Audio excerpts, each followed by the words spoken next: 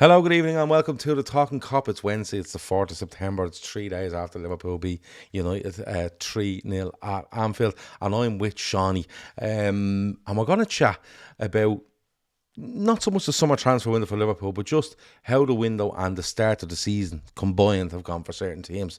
Have teams looked like they've had a good window and it's gone really well, or gone really badly, or had bad windows and started well, wherever it might be, players that caught our eye and stuff like that. Seany, I'm going to get straight into you with you though, because you weren't available. You weren't around on Sunday.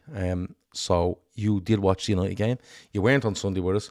I want to get your reaction to it because, like, I think the big thing to come out of it was how well Liverpool played, the style of play they had, how they put it to United, how Slot basically said afterwards how he worked United out and stuff like that.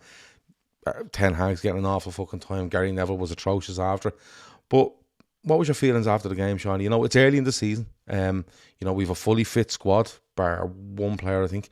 And we went out there and we put them to the sword. I think you used the word this is embarrassing for them about 70 minutes in. But look, you're not going to come off the back of going Liverpool can win everything, but it's a really good pointer to going to a big stadium in a huge game and just committing to what we're trying to do and doing it well. Yeah, look, it's something that like we've went there a few times and given them a few hidings. Like we've given United a lot of beatings over the last 4 or 5 years, probably even going back a little bit further. We absolutely battered them, and like there was games where we went there. I think the 5-0 were unbelievable that day. Like it's scintillating football. Like what off the they don't live with us. Whereas the most impressive thing about Sunday for me was we beat them in second gear, and then on 70 minutes we're like, right, we're just gonna take the piss out of you. Now probably too much in a sense where fucking Szoboszlai has a chance to just toe poke the 14, but start attacking the bollocks, and then we're doing Olays in the corner and doing a rondo in the corner in front of the away fans. It was a very, very impressive win. 3 points at 3 points, but I think in the fashion you do it, we've been uniformly controlled and relaxed, and we've basically cruised into the fourth international break with maximum points and 0 goals conceded. And I don't think you can't have any quarrels about that. I didn't look at any moment in any of my forms and say, oh, well, a little bit teams can get at us. We're conceding very few chances. Alisson Becker's had very little to do, which probably hasn't been the story for the majority of his Liverpool career, because although he's fucking brilliant, you can say sometimes he's overworked. Definitely last season at times. Whereas there seems to be like it's like I don't want to go overboard, because I think I did in the last couple of shows when talking about Slot. I think I did go overboard a little bit, because it is really early, but so much of it is down to him. And I don't like that people are saying it's not too dissimilar to the way Klopp played, and he's had a great squad to come in and work with. Like, these were the same people who are saying Liverpool were gonna fall to shite now that Klopp walked out, but all of a sudden now he has a great squad. I think you can very, very clearly see what Arne Slot is doing with this Liverpool team. I just think he's played it pitch perfect in the opening 3 weeks and the pre-season. Like, he shoots a hostage in front of everyone, being Gerald Kwanzaa after 45 minutes at Ipswich, to just show. And I think I genuinely do believe it is. He whips Gerald Kwanzaa saying, win your battles. Didn't have to say that in the media. Shoots a hostage in front of everyone as if to say, look, listen, if you're not on it, I'll fucking let you know. He's hooked Trent on 73 weeks in a row. We're 3-0 up, we go away, win 3-0. The first thing is he's quick enough to point about, look, listen, at half time I had to show Luis Diaz when he didn't track back and they had a chance, and then Trent gives the ball away silly. He's naming things, like he's letting people know that it is my way or the highway. And I seen Trent's interview and he basically said, you buy in or you don't play. And I think you can see that then. And I honestly thought that the biggest obstacle Slot would have faced that he has control of coming into this Liverpool side is getting the respect of senior pros who have won absolutely everything in the game. And you can see already that they're actually really enjoying playing for Arne Slot. We're operating like a top side, and you can see some of them players know that the bollocks now. He's not. He's not. But you know the way some people. It's very. You know, I find Arteta very a try hard sometimes, right? Yeah, no, Gav, I'm not. Yeah, but no. This is what I'm going to say. I fully agree with what you're saying, right? Yeah. My thing with Slot is here. He's come in and he's being very. Not very stern and very look at me. I'm the fucking man. I'll be I'll be a prick to these if I want to. I think he's come in and the way they've played the games, I think, has been really good. Like that game on Sunday, we beat them 5-0 a couple of seasons ago there, and we're 5-0 up after 50 minutes, and we start getting sloppy and we start. But what they do the other day is they go 3-0 up and they just take the game away from Manchester United. Now, the thing is, right, it's a really good win, and like you say, he comes off after the game and he says, "Yeah, I had to show 3 clips. I had to show Diaz one. I had to show somebody else." So he mentioned someone else, and mentions Trent as well. And then in the written press, he says, "I want Alisson there to be literally a player playing out from the back. I don't want them working too much." So he's basically saying, "You were 3-0 up." Without having to say it to them, he says, "You were 3-0 up and then you switched off and you let Rashford clip a few to the back post, and that's not allowed." But nothing's come out of it. Like, he could have easily said, "I'm not taking fucking Trent off this week. Did you see the shit that went on last week?" And he still does the same thing. Takes him off, and Trent's all smiles and he's at the crowd and he's giving it the big one to the United fans. In contrast to last week when he was moping around the pitch at Anfield. We were there. We seen it. You know what I mean? He's just, like you said, pitch perfect. He's right on the balance for me. He's nobody's mug. And he's not going too much one way where he's trying to be overly liked, and he's not going the other way where he's with this mad disciplinarian. This is a regime I'm running. It's not a club I'm running. This is my regime, and that's it.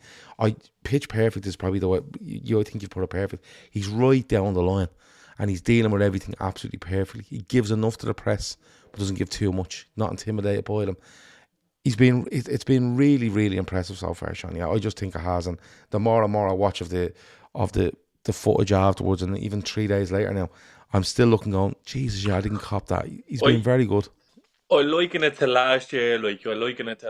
Spurs got off to a flying start, and just the media darling, and he's everyone's mate, and he's a breath of fresh air, and then as soon as you knew that was a facade and it was impossible for it to keep up, because just look at him now. He's biting in press conferences. He was at ends to tell everyone that we shouldn't be giving out to refs. Now he's at it all the time. We seen him last year at the fans when they were asking him about remember when Arsenal had to go, "Oh, City went there," and he was saying, "Oh, we don't."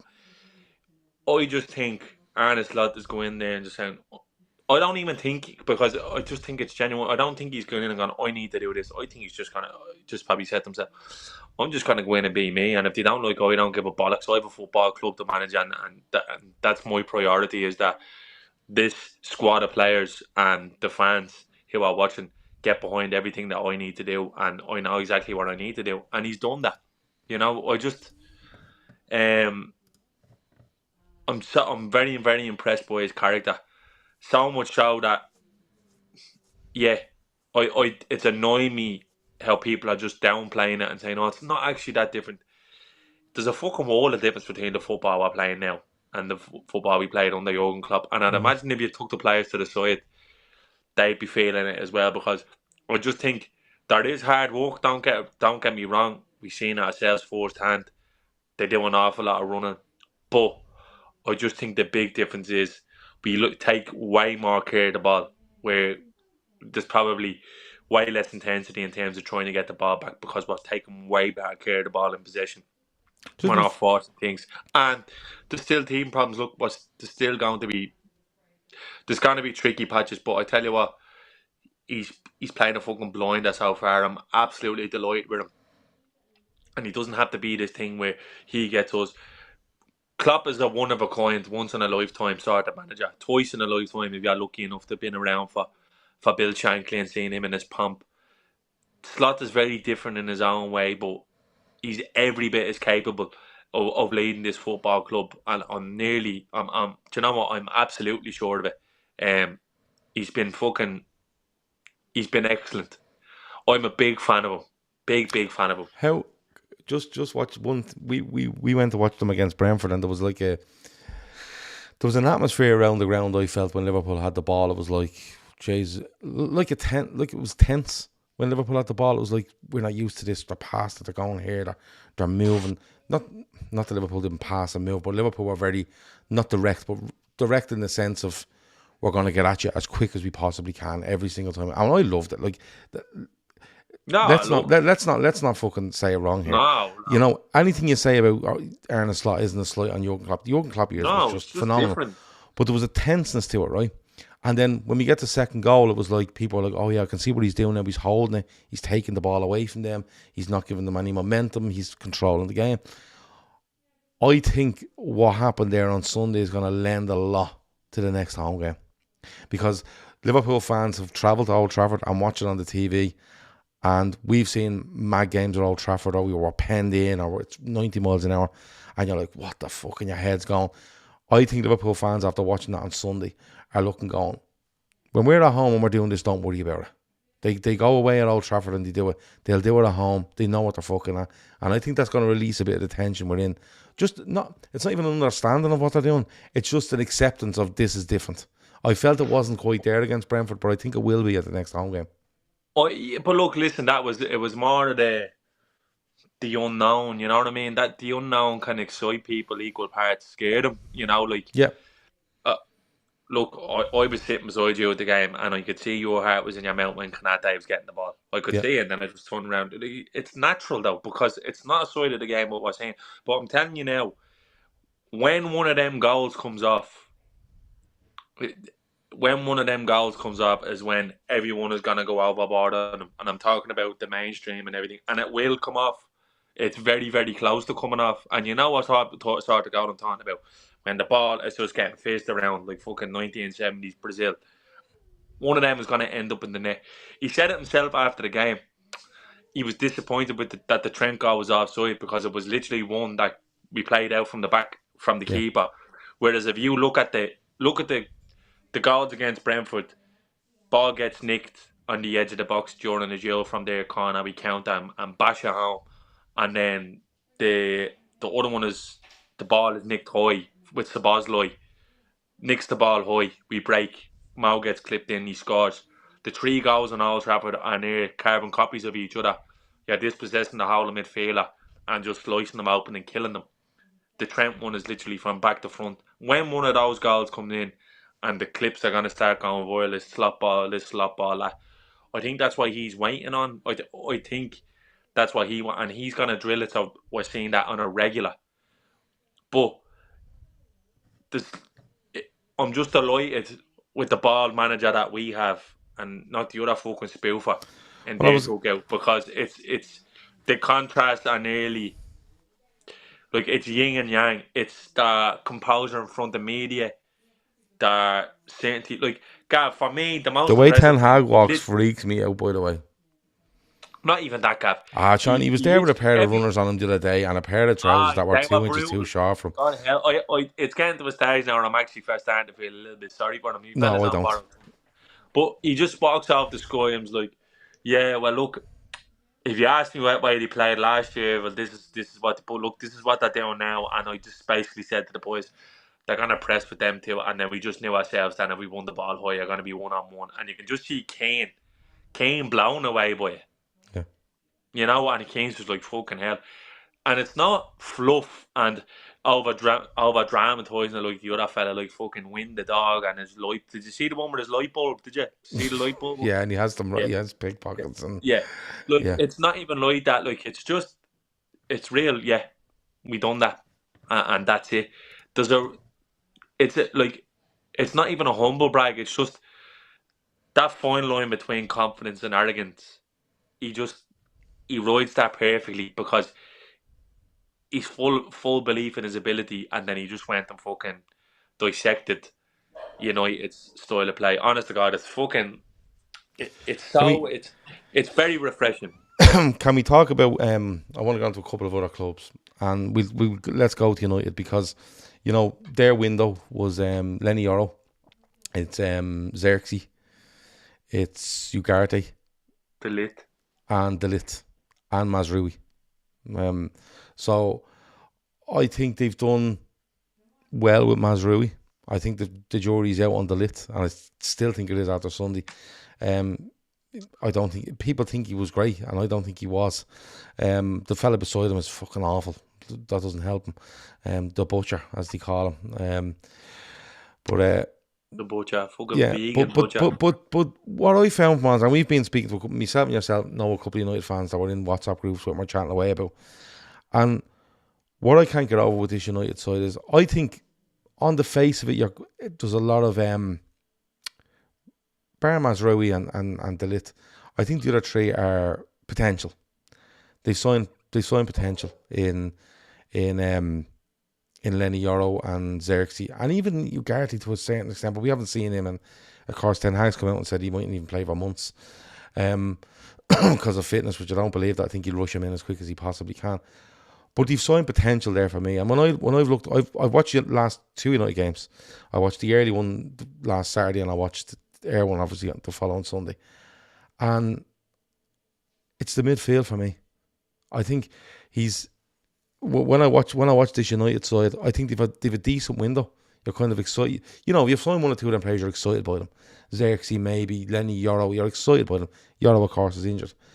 But I'm watching this, Shawnee, and I'm still of the opinion that no matter what player you buy for that team, it doesn't matter.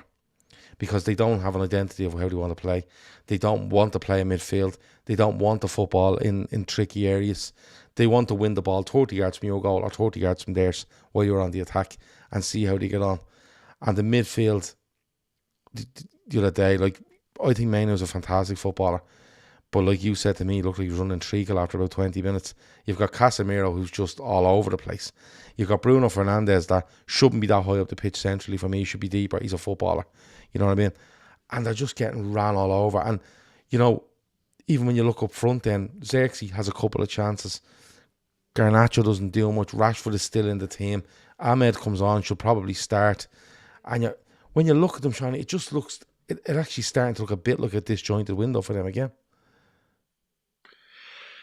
Yeah, look, I agree. Look, I think they've plenty of experience in midfield. I think they let go of the most effective midfielder, McTominay. Look, Yeah. I can't believe they let him go.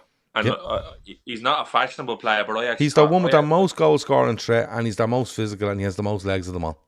Yeah, and I just think most of what was good about United last year came from him. He scored some big goals for them. Big goals. He's a box pressure. Look, and I'm not I don't see where our goals come from. Xerxes. He wasn't prolific in Serie A. I don't expect him to be prolific in the Premier League. Although I will say, it doesn't look like that's what they bought him for. He looks like the type of player, centre forward, who you play to bring your two wide fellas into the game. Yeah. But the book has to stop with Marcus Rashford for me, and they will pay for the mismanagement for as long as his contract runs, because they literally gave that young fella 350k a week of a hot streak in a season where I think he got 30 goals in all competitions. I still don't think he broke 20 in the league. He's never scored more than 20 goals in the league. And what they did was they gave him a big bumper contract after a little purple patch. But if you actually look at, if you don't that's in microcosm, you look at that season, he's really good. But if you actually look at Rashford's United career, that season is the anomaly. And I mean the anomaly in where he consistently performs, because what we're seeing now from him is what you normally get from him. And it's impossible to get rid of a player like that because of their wages, and it's really hard to build around the team around a player like that because he's so inconsistent. He's absolutely awful. One thing I will say to Bruno, and it's it should be it should be the least expectancy, that he did work his bollocks off as opposed to other games when I've actually seen them actively give up on the pitch against Liverpool. Yeah. But I just think there's way too many issues there. And then it goes back to, like, they are going to get rid of Ten Hag. They tried in the summer. They couldn't find anyone else. But, like, the definition of a spoof, I Gav, is that four of that back five, including the keeper, all play for Ten Hag at Ajax. That literally screams to me that I had these lads at Ajax and they knew what I needed to do, so maybe it'll work for me here with them. That literally just shows I haven't got the ability to coach lads who haven't been with me from day dot to play my style of football. Therefore, we don't see a style of football. Like, it's fucking, I can't make sense of it. Even the passes Casemiro's trying to make, like, it doesn't make sense. Like, there's no, I don't know. Look, you know as well as anyone, I hate United as much as anyone else. I can't say it, but I just know how much I hate. I can't fucking stand them. But taking off those tinted glasses, I don't see where the goals come from. I don't see the legs in the midfield. People throwing fucking Ugarte's passing stats at me. He was fucked out at PSG because he couldn't pass water. Let's be honest. That's just the truth. He's not that type of player. He's not a type of player he's not a metronomical type of player who's going to keep you ticking over. They already have poor Kobe Mainoo on the red. Like, he's already redlining it. He's only, 18, 19. Played way too much football. Played too much last season, went to the Euros, played an awful lot, come straight back and he's straight back into the team. He's practically a fucking a senior midfielder. And, like, Martinez, and you might rate Martinez and Delit and whoever else, Euro. We don't know anything about him. He was an unknown quantity. Don't really rate Mazraoui. Think he runs around, looks busy. Don't think he's quality. I think he done all right on Sunday. I don't think he did. I think he was all right. I think he was all right. My thing with this is just Delit's injury record's been horrific, and Martinez is not much better. So, like, how long is it going to be before United are calling on Johnny Evans and Harry Maguire to start games for them? Well, they put Maguire on the other day because the lip was on the verge of getting sent off. But the goalkeeper is not a top 10. No, the keepers. Yeah. So Keith called him the worst ever high-profile keeper of all time on Sunday night, and it's hard to argue. But my thing on this is that I think they've good individuals up front. Right, and I think you can get a back four to work, no matter what club you're at. But my problem here is that midfield is neither dominant or functional. So you either go in as a dominant midfield, like and I'm not comparing them to Real Madrid, but what I'm saying is when Real Madrid have the ball, they're dominant on it. They keep it, they move it, they keep it. Barcelona keep it, move it. City do the same, dominant on the ball, and they make sure that engine room, basically dictates what's going to happen in the game. Man City do it. Liverpool are trying to do it now. Or you go to a functional one where it's basically cutting off lanes, cutting off passing lanes, being able to press loads of legs, covering fullbacks but when they go forward and all that. And even they're neither of that. They cannot dominate a football because they don't want it, and they don't have the legs to be functional. Because when I look at that United squad, I think if you let your fullbacks go and you let Fernandes maybe go and you have your front three and you can cover and be a functional midfield, a bit like Liverpool were with the Henderson kind of Fabinho, Wijnaldum thing, right? I think it could work for them. They can't dominate a ball, but they're neither are, Shawnee. They don't have the legs. For me in that midfield, I think the forwards at Manchester United are looking going, I can't get any service off this. I can't get any good service off this. And the defence are looking going, if any of them make a slight mistake, we're in serious issues here because they just were wide open. And that's where I am with them. And I think he signed Ugarte, he signed him too late. He probably would have wanted him for Sunday. We'll see how he gets on. But he's going in there and he's probably going to replace Casemiro. But Ugarte isn't going to dictate a football game for you, and he's definitely not going to run around and be a functional midfield for you. So I can't believe Ineos gave him as much as they did. I can't believe they've given him this as much as they did in this window, because look, they were fucking interviewing managers. Like, they couldn't get one they wanted, so they kept him. And Carragher is right. I don't agree with an awful lot he says, to be fair, but he's right. They bottled it, but they should have basically said to Ten Hag, "No, you need to make that fucking work, because you're at the doing $500 million on that team. you're after spending $500 million on that squad. So you make what's work there, and we'll give you one maybe. But to give them 4 now, in fairness, they might walk on that. Euro specifically might 5 walk. they've given him. Yeah, Euro might walk. Euro will walk on that. Most coaches coming in because he's a centre back with loads of ability.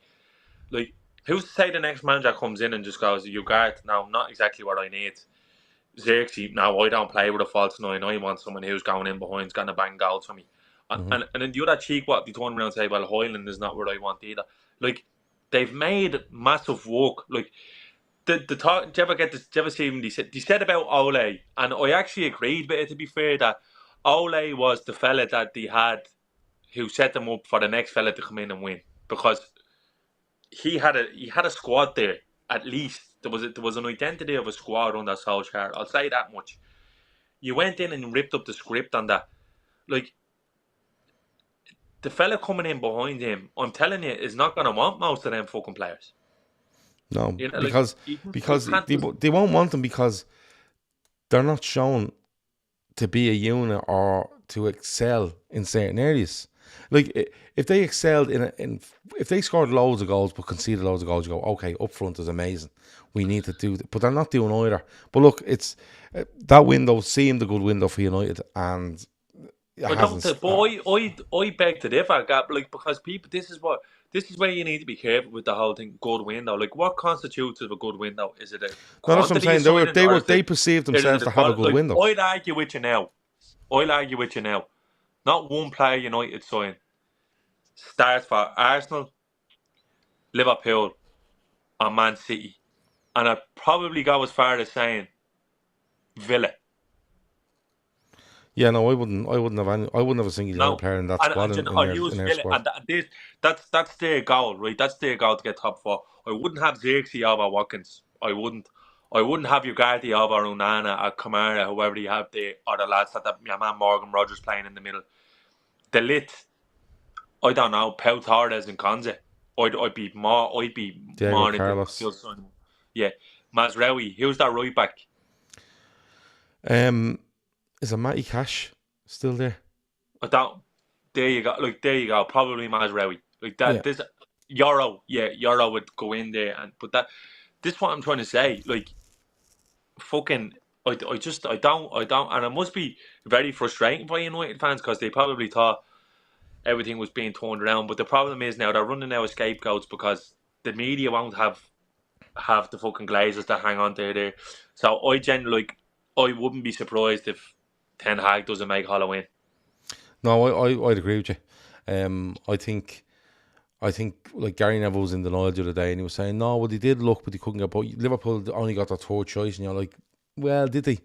You know, we all went on this. We all got excited by Alonso and Amorim, but Liverpool never opened their mouth, and then just come out and have done Arne Slot.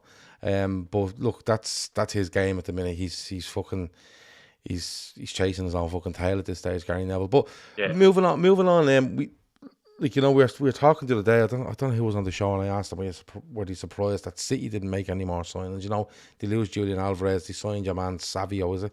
And is that it? Is that all City do? But they've started like a house on fire. Gundogan. Gundogan comes in. Sorry, you're right. But they've started a house on fire. I think Haaland might have 2 hat-tricks in a row, does he? He scores 1 against Chelsea. Does he score a hat-trick against Ipswich? He does, and a hat-trick against West Ham, and they just look like business as usual. A couple of players still to come back in properly, in the likes of Foden, Walker, Stones, Rodri. I don't think Rodri started the game for them. Has he started the game? No. He hasn't. They just look business as usual. And then kind of a couple of them were Arsenal, because Arsenal, them were the top 2 last season. Arsenal bring in Calafiori. They bring in Moreno and then just get one of their defenders to land on him from a height and put him out for 2 months. And they bring in Neto, the goalkeeper, don't they? They sell Ramsdale, and they've a decent start. They're frustrated at the weekend. But when you look at them, it's much of a muchness for both. City will win when it needed, and Arsenal might drop points here or there because of a sending off or an injury or whatever else. I still think it's the softness to them at times. Yeah, to be honest, like they were very like I know they won 2-0, they went there, it's a hard place to win, but they were very nearly on the other side of the result against Villa. Villa, yeah. They were lucky, they wrote that luck at times. I don't think Arsenal made drastic steps forward. I don't think they made the steps forward they made. I'm absolutely shocked that they didn't go and sign a centre forward, because I think that's definitely what they're lacking. I know Havertz is flavour of the month, but he's not a 20 goals a season striker, and Jesus can't stay fit. And they bring in Sterling, which it could be a masterstroke, but I just think more leaning on the side of like who's covering for Saka. Still massive gaps there to play for Saka. They bring in Mikel Merino. People are getting this idea he's a six. He's a more of a box to box. And Calafiori's a decent signing, but like, are they going they're going to end up playing 4 centre backs in the back four, which is not talked about enough. I actually think Arsenal are a very negative team, to be honest with you. I think they got really, really lucky last year with injuries. And I just think outside of the 12, probably 13, including Trossard, I don't see where. Did I see something about somebody offering a load of money for Trossard? Yeah, Saudi Arabia. Yeah. In terms of City are a machine. Look, we could talk about how they got there or whatever method they use, but that's what they are. That's the reality of the situation at the moment. They are a machine. I think they probably kept their powder dry because they're probably unsure what's going to happen with this whole thing, and I just think I'd imagine they probably would have had difficulty signing players, because you need to realise that them conversations have to be had with players. Yeah. A fella's not going to come in for 6 months to go to one round.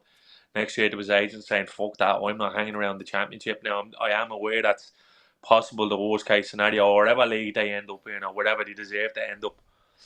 I do reckon that's something that would have came into the fore when they would have been negotiating for players.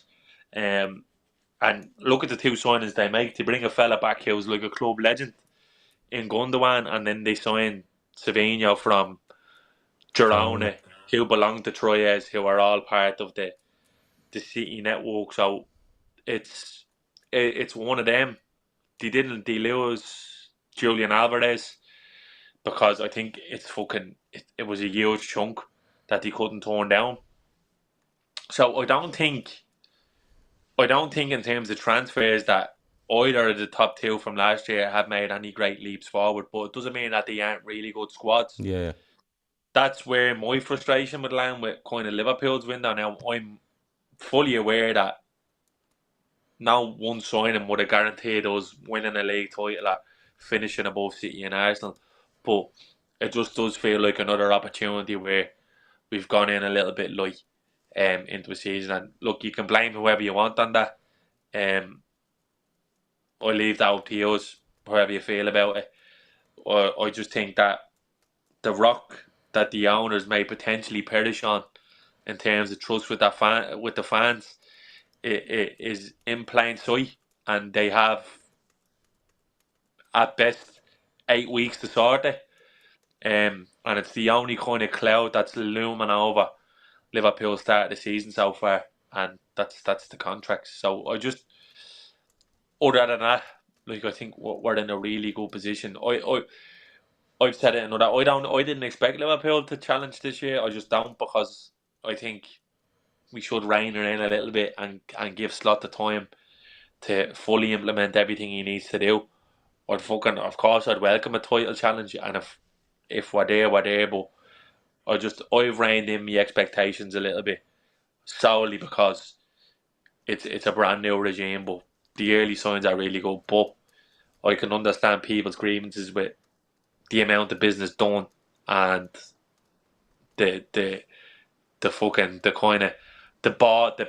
ball ache in the room, which is the three big contracts. So look, I think if you look across the whole, every single team who are vying for the top spots, European spots, or the big trophies, they all have work to do.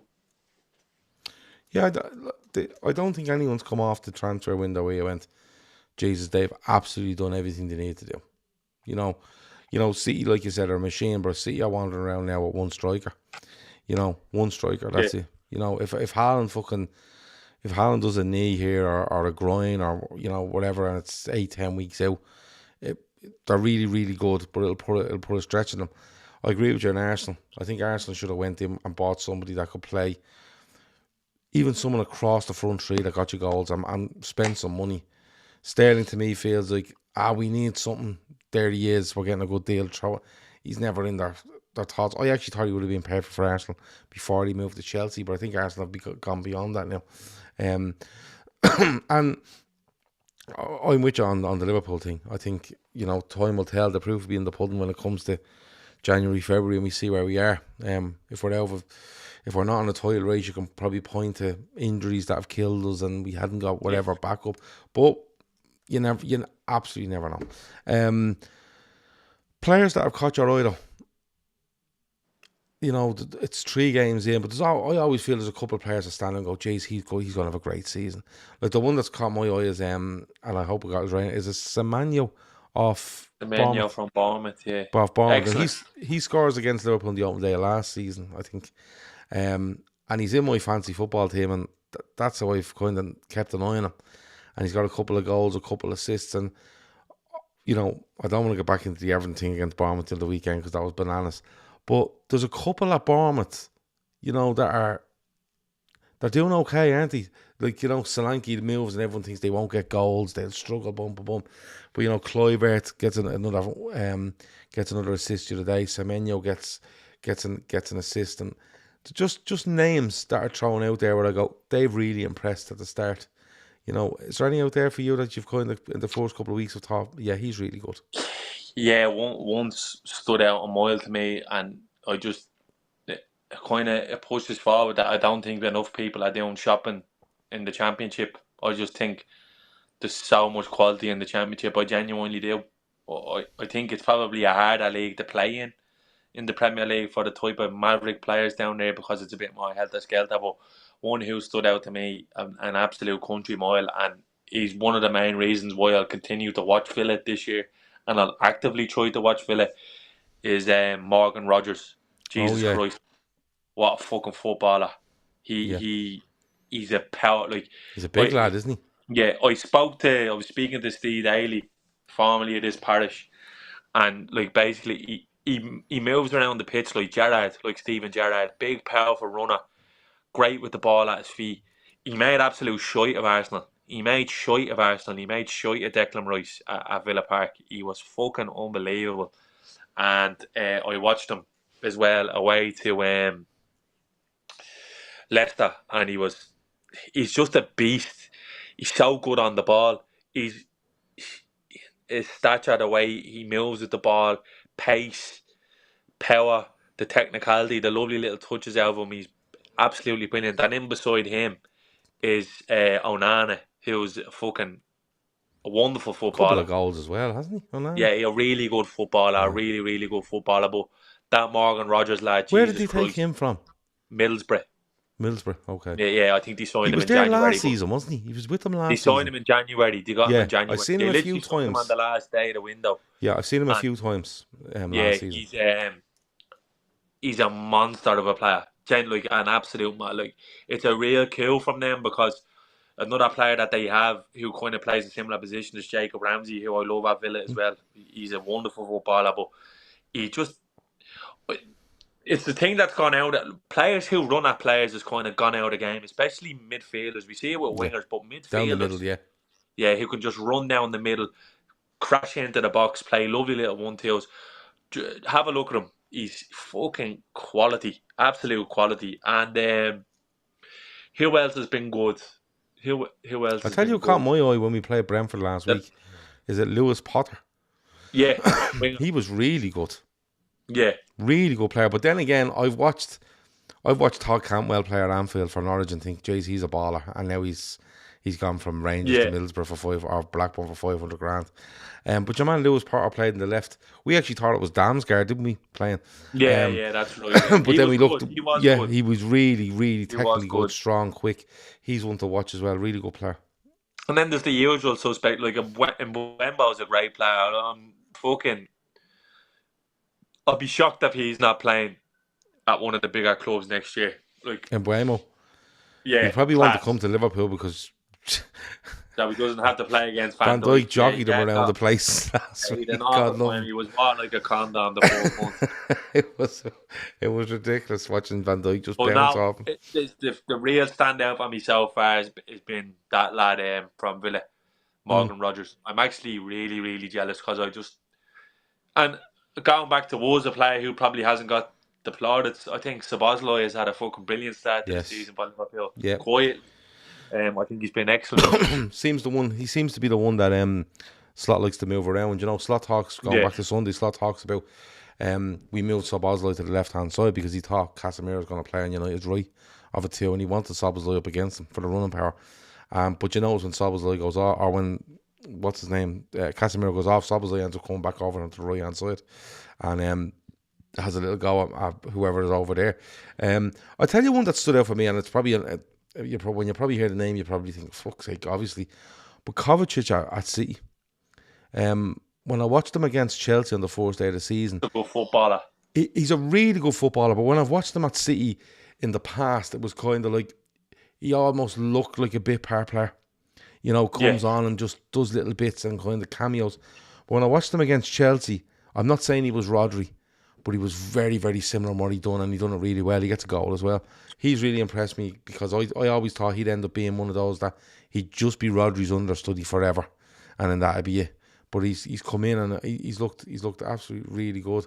Luis Diaz has got a mention in the chat from Diaz has been Diaz has benefited big time from the new manager because he knows exactly how to use him. He put him closer to the box and closer to the goal, and his finishing has been way better than usual. I think we done the show in the summer.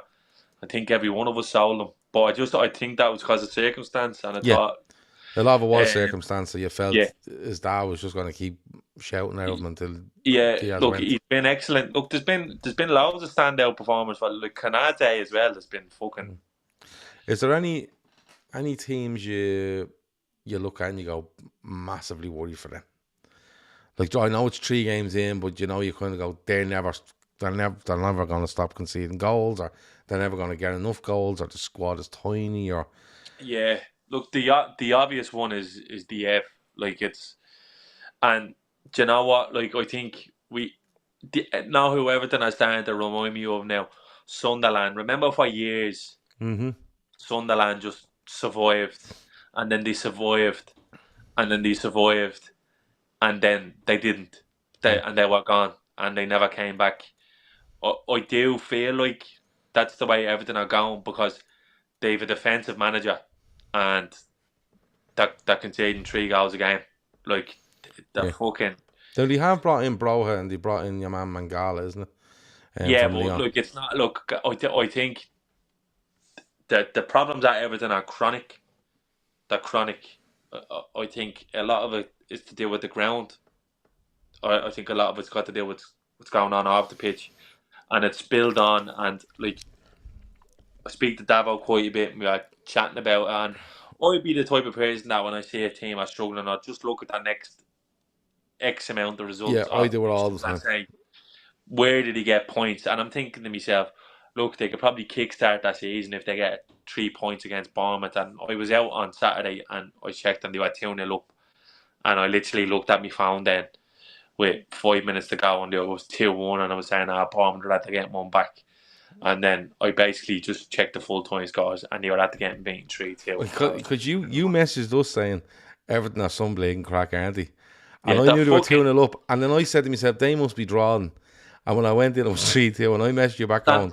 How much crack are they? Because it says 3-2 here, and you were like, I was definitely 2-0 when I texted you. Do you know what it is? It's like they used to have, like Everton for years would have 2 or 3 good players who they could build around. Like Coleman was always a good player. You had someone like Onana. You had Fellaini, who was a good player. Look, he goes out and plays at a decent level. You have a Lukaku. You have a goal scorer. You have someone they can hang the hat on. That's a championship squad. That's a championship squad of players now. Like your front 3 is Jack Harrison, Dwight McNeil, and fucking Calvert-Lewin. Calvert-Lewin. Like, the absolute bang of Football Manager. I'm in the Championship and I need to get into the Premier League off that front three. I think that's fair because, you know, Pickford England #1, but I think, and he's been their best player for probably 3 years, but he still has the odd thing in him. I think you look at Coleman and Young are their right backs, and that's like, I think I'm nearly sure they're about 76 between the age between the two of them, right? Which is fucking mad, right? You look at Mikalenko left back, he had a nightmare the weekend, but then you look at Keane, right? Tarkowski, right? Branthwaite is a good player, but he's out injured at the minute. But you've Keane and you've got Branthwaite there. They've signed your man O'Brien, didn't he? Brought him in from Lyon. I don't think he's a look in though. Don't know why. And Dia as well, the lad that left Sheffield to go to Marseille. Yeah, and they're raving about him, Everton fans, saying he's brilliant and he's taking on 4 players at a time and he'll get your, you know. And I was kind of going, yeah, but you know, that was against fucking Doncaster during the week, and he might have been okay against Bournemouth, but is he scoring goals? What's he doing? But I think you're right. I think, you know, you bring in Mangala and you bring in Broha. Broha's out till October anyway, you know. Mangala, which Mangala is this? This is the guy that, I think his name is Mangala. He was with Leon and went to Forest, and then Leon bought him back off Forest in the summer, and then Leon have now loaned him to Everton.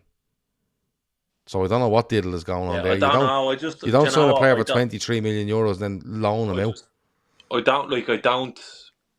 just don't see where it comes from. And like, when you're losing games like that, fucking hell. Like, even a point would have been used for them on Saturday. And I mean that when I say it. Yeah, man, and Dia, is he a loan signing, or is he did they pay money for him? Your man and Dia that he got off. Yeah, I think he paid 15 million or something for him. Oh, okay.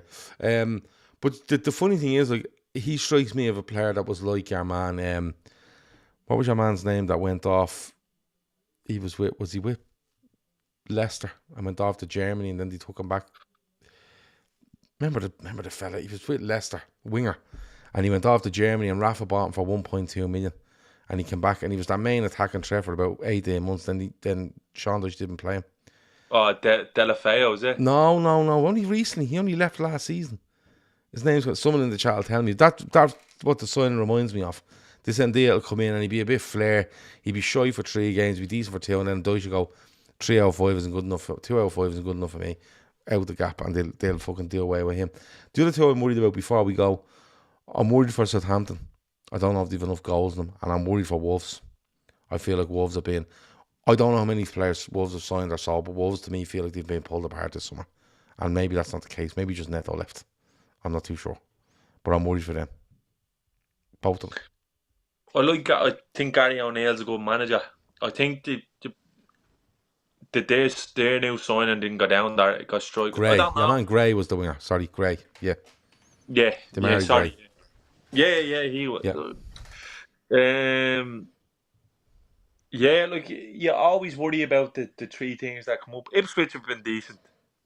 They gave Liverpool a game, then they go to City, and they get a draw against Fulham. They're 1 up against Fulham. I think they draw. I don't think 1 all. They have a point.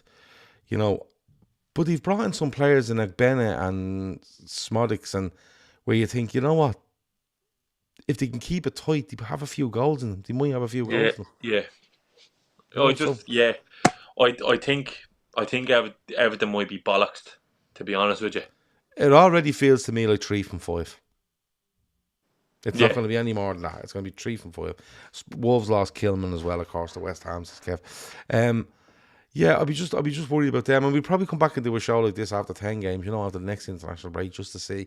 But I'm delighted you mentioned your man off Villa, because he went out of my head, but I'm delighted you mentioned him. But look, loads of clubs had different varying summers. Some of their supporters loved it, some of them didn't.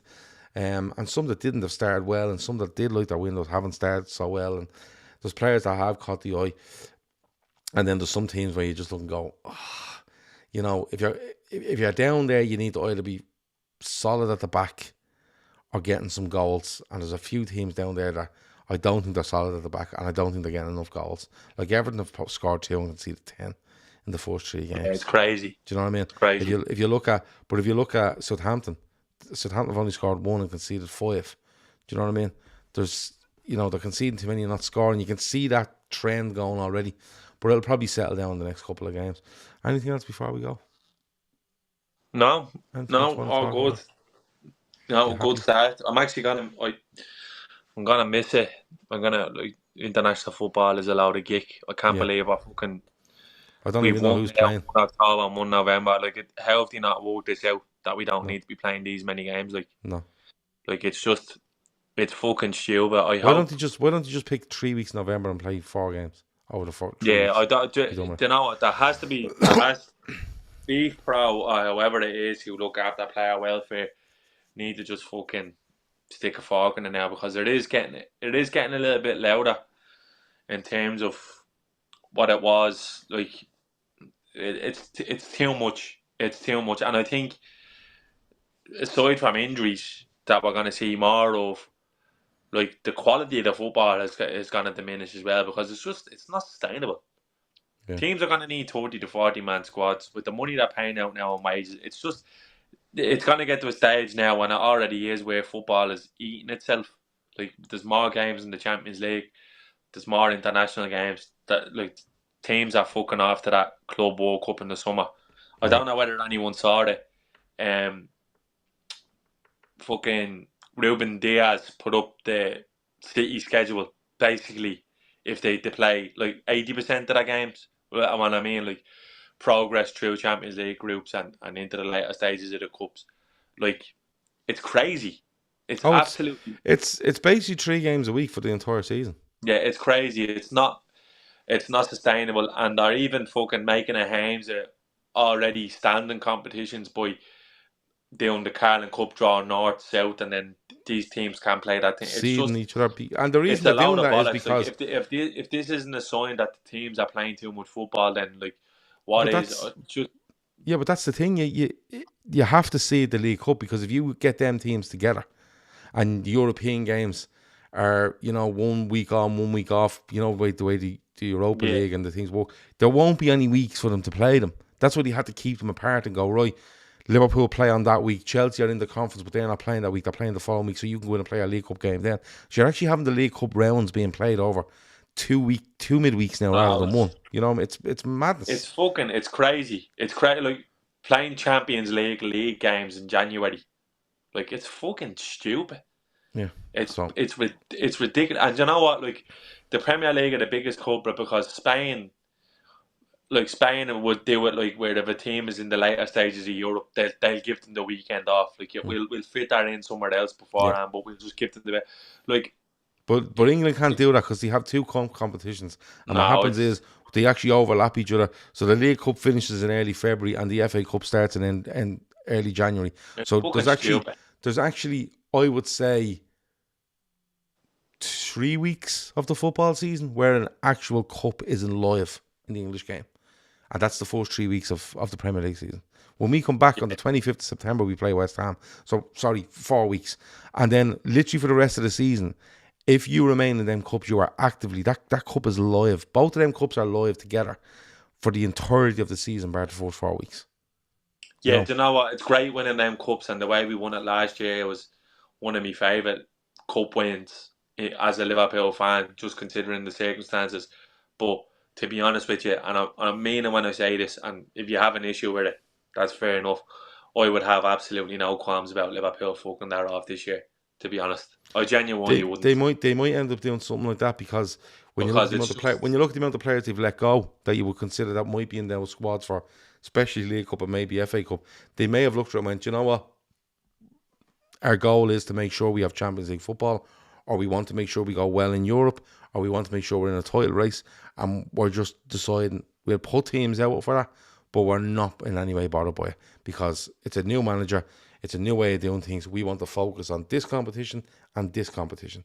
And those two competitions to manage are actually quite fucking difficult on their own, because there's 8 group games instead of 6. Runs right into the end of January, and then it's going to be the start of February. So again, the first Champions League game is the 17th of September.